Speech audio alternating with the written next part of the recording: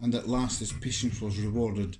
It was a fine dry night, frost in the air, the streets as clean as a ballroom floor, the lamps unshaken by any wind, drawing a regular pattern of light and shadow. By 10 o'clock, when the shops were closed, the by-street was very solitary, and, in spite of the low growl of London from all around, very silent. Small sounds carried far. Domestic sounds out of the houses were clearly audible on either side of the roadway, and the rumour of the approach of any passenger preceded him by a long time. Mr. Utterson had been some minutes at his post when he was aware of an odd light footstep drawing near.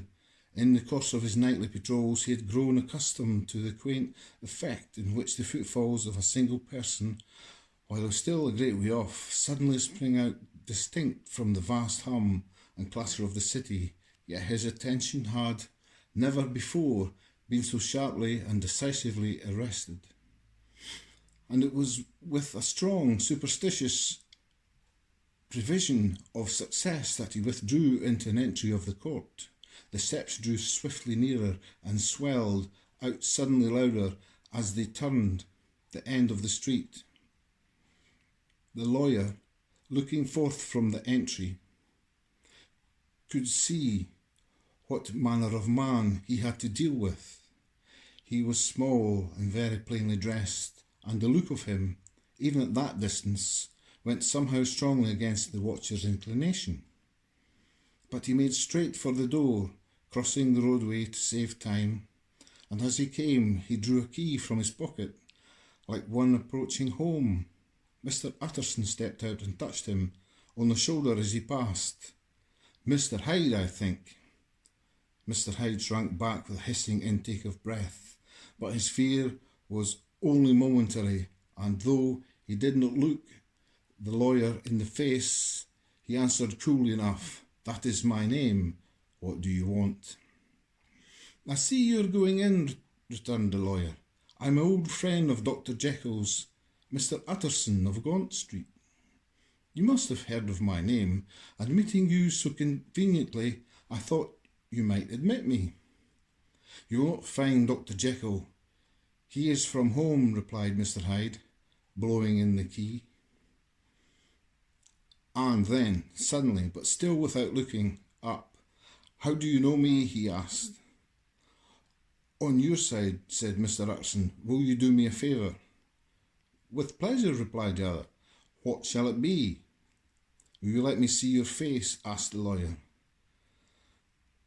Mr. Hyde appeared to hesitate, and then, as if upon a sudden reflection, fronted about with an air of defiance, and the pair stared at each other pretty fixedly for a few seconds. "Now I shall know you again," said Mr. Utterson. "It may be useful." "Yes," returned Hyde.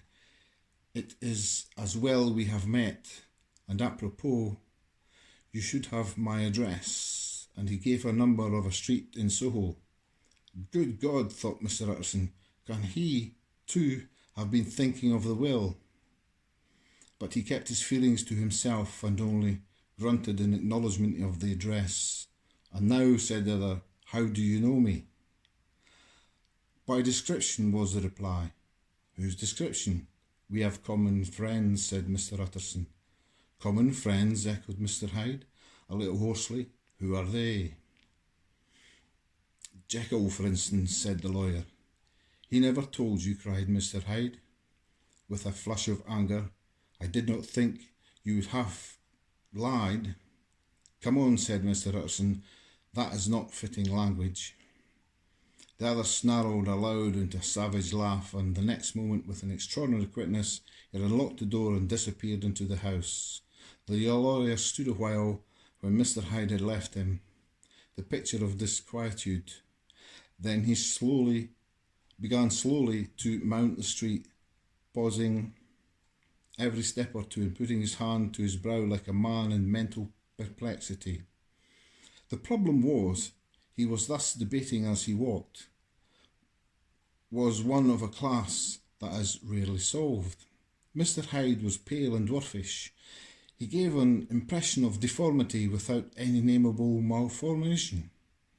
He had a displeasing smile. He had borne himself to the lawyer with a sort of murderous mixture of timidity and boldness, and he spoke with a husky, whispering and somewhat broken voice. All these were points against him, but not all these together could explain the hitherto unknown disgust, loathing and fear with which Mr. Utterson regarded him. "There must be something else," said the perplexed gentleman. "There is something more. If I could find a name for it. God bless me, the man seems hardly human. Something troglodytic, shall we say? Or can it be the old story of Dr. Fell? Or is it the mere radiance of a foul soul that thus transpires through and transfigures its clay continent? The last, I think, for oh, my poor old Harry Jekyll, if I ever read Satan's signature upon a face, it is on that of your new friend." Round the corner from the by-street there was a square of ancient handsome houses, now for the most part decayed in their high estate, and let in flats and chambers to all sorts and conditions of men, map engravers, architects, shady lawyers, and the agents of obscure enterprises. One house, however, second from the corner, was still occupied entire, and at the door of this, which wore a great air of wealth and comfort, though it was now plunged in darkness except for the fanlight, Mr. Utterson stopped and knocked. A well-dressed elderly servant opened the door. "Is Dr. Jekyll at home, Poole?" asked the lawyer. "I will see Mr. Utterson," said Poole, admitting the visitor as he spoke into a large, low-roofed, comfortable hall paved with flags, warmed, after the fashion of a country house, by a bright open fire, and furnished with costly cabinets of oak. "Will you eat here by the fire, or shall I give you a light in the dining room?" "Here, thank you," said the lawyer, and he drew near and leaned on the tall fender. This hall, in which he was now left alone, was a pet fancy of his friend the doctor's, and Utterson himself was wont to speak of it as the pleasantest room in London. But tonight there was a shudder in his blood.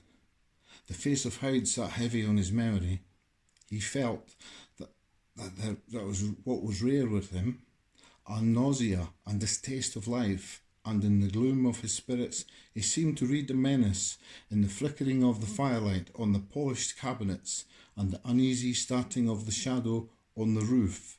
He was ashamed of his relief when Poole presently returned to announce that Dr. Jekyll has gone out. "I saw Mr. Hyde go by in an old dissecting room," he said. "Is that right, when Dr. Jekyll is from home?" "Quite right, Mr. Utterson, sir," replied the servant. "Mr. Hyde has a key. Your master seems to repose a great deal of trust in that young man, Poole," resumed the other musingly. "Yes, sir, he does indeed," said Poole. "We have all orders to obey him." "I do not think I have ever met Mr. Hyde," asked Utterson. "Oh dear, no, sir. He never dines here," replied the butler. "Indeed, we see very little of him on this side of the house. He mostly comes and goes by the laboratory." "Well, good night, Poole." "Good night, Mr. Utterson," and the lawyer set out homeward with a heavy heart. "Poor Harry Jekyll," he thought. "My mind misgives me, and he is in deep waters. He was wild when he was young, a long while ago to be sure, but in the law of God there is no statute of limitations. Aye, it must be that God, the ghost of some old sin, the cancer of some concealed disgrace, punishment coming, pediclaudo, years after memory has forgotten and self-love condoned the fault. and the lawyer, scared by the thought, brooded a while on his own past, groping in all corners of memory. Least by chance, some jack-in-the-box of an old iniquity should leap to light there. His past was fairly blameless. Few men could read the rolls of their life with less apprehension. Yet he was humbled to the dust by the many ill things he had done, and raised up again into a sober and fearful gratitude by the many he had come so near to doing yet avoided. And then, by return of his former subject, he conceived a spark of hope.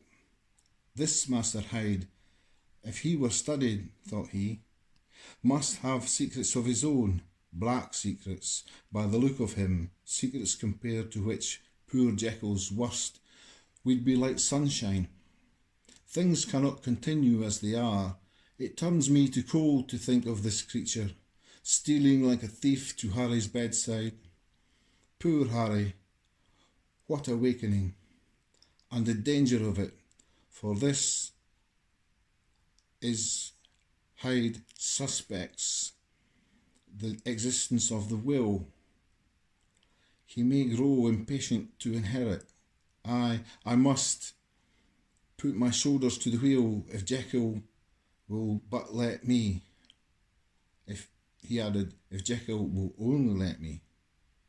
For once he saw before his mind's eye, as clear transparency, the strange clauses of the will.